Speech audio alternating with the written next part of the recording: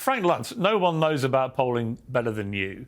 What are the possible scenarios here? Could we see one, maybe two candidates dropping out by the time Iowa's come out in the wash? Absolutely. Ron DeSantis cannot justify continuing after spending more than $100 million, and most of that here in Iowa.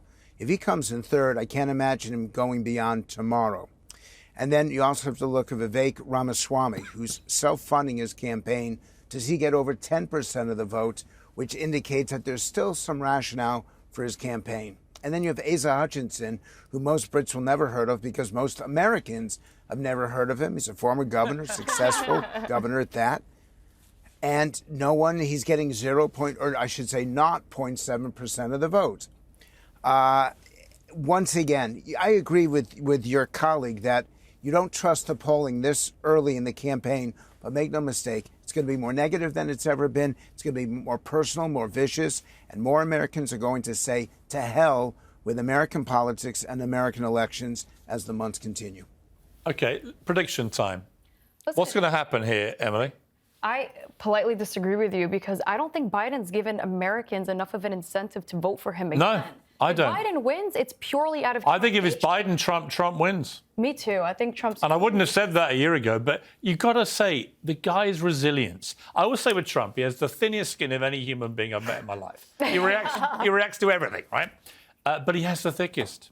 He can soak up stuff that would crush any other politician. And Louise, you've been a politician. If you've got that thick skin like Trump and you can swat away all the buzzards and the flies, you've got a great chance. People always like a political candidate who just speaks his mind and doesn't give a damn. I know you're not a big fan of Boris Johnson, but he had that quality. Trump has that quality. He was obviously joking when he said, go out and die for me to vote.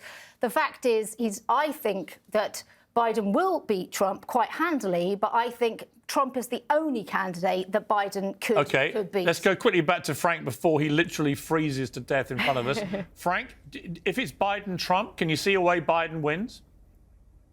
Well, I want to separate Donald Trump from Boris Johnson. Boris has written more books than Donald Trump has read.